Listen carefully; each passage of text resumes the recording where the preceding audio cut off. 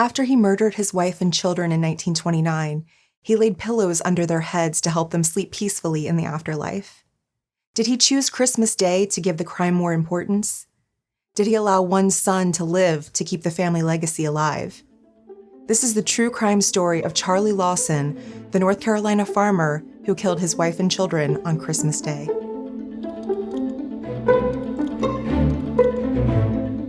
Hi friends, I'm Katie, and this is Katie Does Crime. Thank you for joining me for the first time if you're new here, and hello to the usual rapscallions and reprobates. Please consider subscribing or joining me on Patreon if you'd like to hear more true crime stories. If all of the cheer and goodwill of the holidays has your black soul down in the dumps, have I got a non-festive story for you today.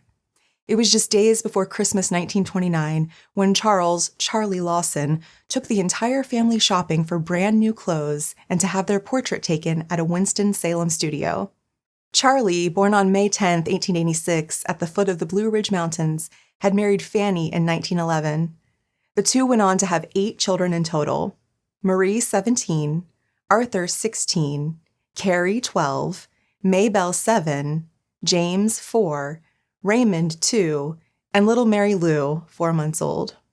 Only William, their third child, had died of pneumonia in 1920. This would be the first time 43-year-old Charlie and his 37-year-old wife would have a family picture.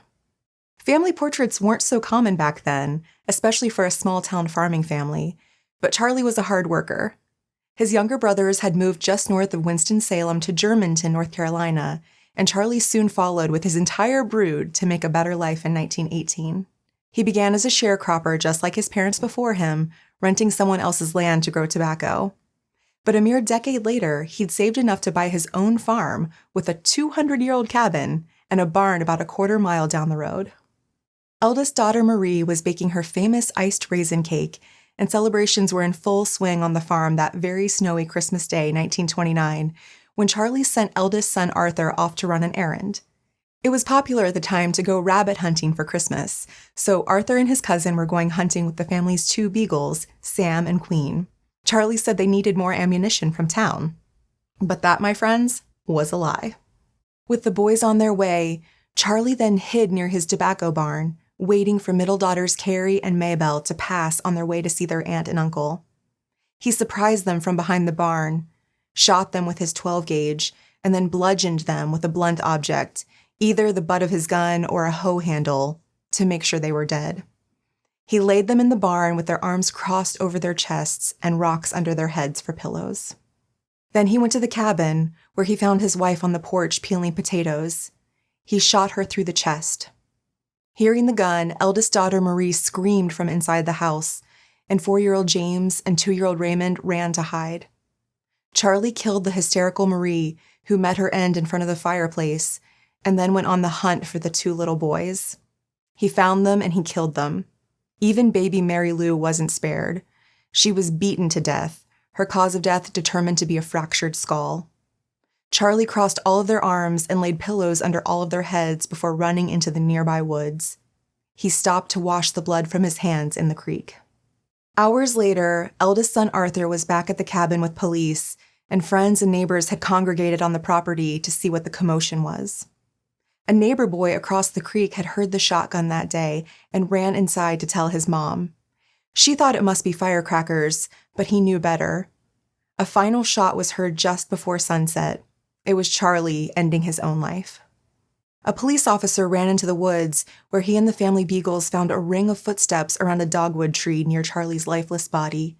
It's theorized that he was pacing around as he contemplated his death. He was found with 2 crumpled scraps of tobacco auction receipts.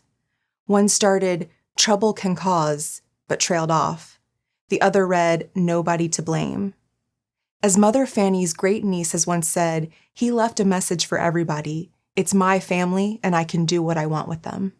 In this recently discovered interview from 1991, Claude, who found the bodies, talks about that day. Killed them all in the house there, but 2 girls. And he shot them right there at the barn and drug them in the barn and put rocks on their heads. Now, men are bound to be crazy to do things like that. You know, that I don't believe I could do nothing like that with my family, because unless you was crazy or something bad wrong.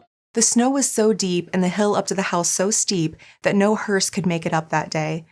Neighbors brought bed sheets to wrap the bodies in and made a sort of sled to bring them down the hill.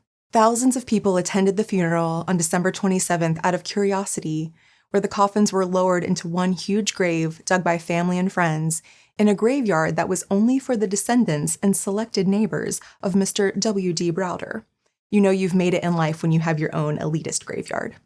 Fanny was buried with baby Mary Lou in her arms. A short time after the murders, and for the 5 years following, Charlie's brother allowed tours of the home to anyone who would pay the 25 cents for it. The house was left in its original disarray. Enough blood had been lost on the cabin floor that neighbors had to scoop some of it away with a coal shovel.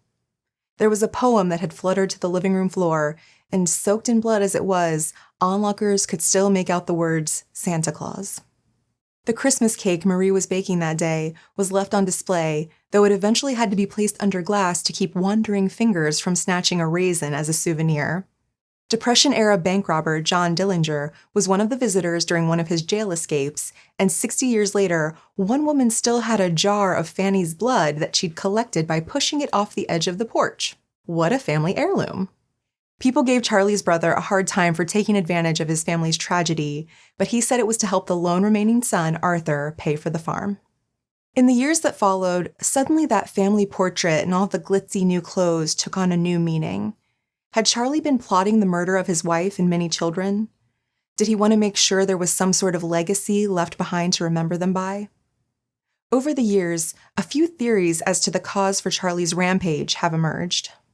One is that it was 1929, the year that the great crash on Wall Street happened, the year of Black Tuesday and the stock market collapse. If Charlie had been saving up so meticulously to buy this farm and support his growing family, there's a chance that he was concerned about being hit by the Great Depression that was on the horizon. If you've ever read The Grapes of Wrath, you can imagine how a farmer might want to save his family from that fate. Another theory that's maybe too far out of left field is one saying that Charlie had to kill his family after they'd witnessed a mafia incident. They needed to be silenced lest they become the next victims. I couldn't find any support for that theory, so let's just move on to another one, the head injury hunch. Apparently Charlie, his wife, and the two eldest children were working to fix up their cabin in the evenings. One day, Charlie was pulling off rotten boards when his own axe hit him in the forehead. After that, he wasn't the same person in the eyes of his friends and neighbors. He told his doctor he was suffering from headaches and insomnia, and those around him said that his actions had been erratic. The day after the murders, the Twin Cities Sentinel newspaper reported that he was believed to have become suddenly insane. But an intern at the famed Johns Hopkins Hospital in Baltimore happened to be home nearby for Christmas, and he brought Charlie's brain back to the hospital in a jar of formaldehyde to study. Now, here's something interesting. Most sources I've read and other videos I've seen on this topic say that doctors performed an autopsy and found Charlie's brain to be completely normal. No traumatic brain injury. But Greensboro.com wrote a retrospective 90 years after the crime in 2019, and they found that in the archives of the Winston-Salem Journal and the Greensboro Daily Record, there was mention of an initial autopsy report that noted Charlie's brain being relatively small and the center underdeveloped. There's no way to know what was meant by center of the brain, but doctors could have been referring to something like the hypothalamus, which is known to control emotions. Now, I was only pre-med for one semester in college, so who knows? But this suddenly insane theory does make sense. If you watch my Black River Falls, Wisconsin Halloween video, you'll know that people were just quote-unquote going insane right and left at the turn of the century and killing their families willy-nilly.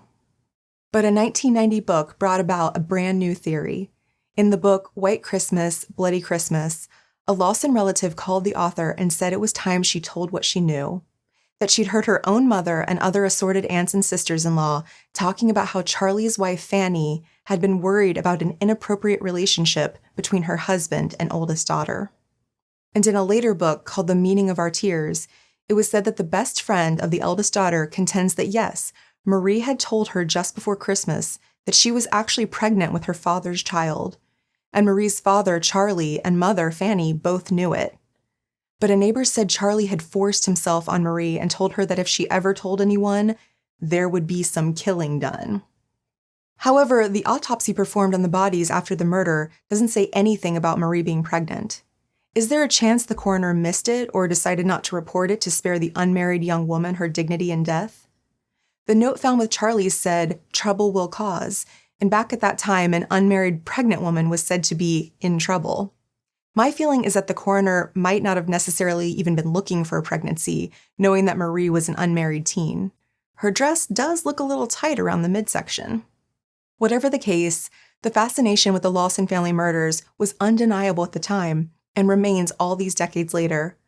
One woman's story goes that after the annihilation, the remaining family didn't want the weapons sitting around while people were taking tours of the house. So her father, one of the tour guides, took one of the guns home. She said when she was a little girl, she used to use that gun to shoot mistletoe out of trees. Another story says that the family's remaining items were auctioned off in January 1930, including those shotguns used to murder the family. Somewhere out there, someone in your family might own the Charlie Lawson shotgun, or a picture frame made from the wood of the Lawson family home when it was torn down years later. Today, you can visit the Charlie Lawson Family Tragedy Museum on the second floor of Madison Dry Goods in Madison, North Carolina. There are just a few articles and artifacts to see there, but people mostly go because the second floor formerly housed the T.B. Knight Funeral Home, where the Lawsons were all embalmed.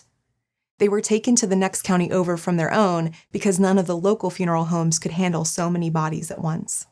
So many shoppers and employees of the Madison Dry Goods store have seen a little girl wearing a white dress or found pictures and objects moved around with no explanation that Netflix filmed an episode of the show 28 Days Haunted there.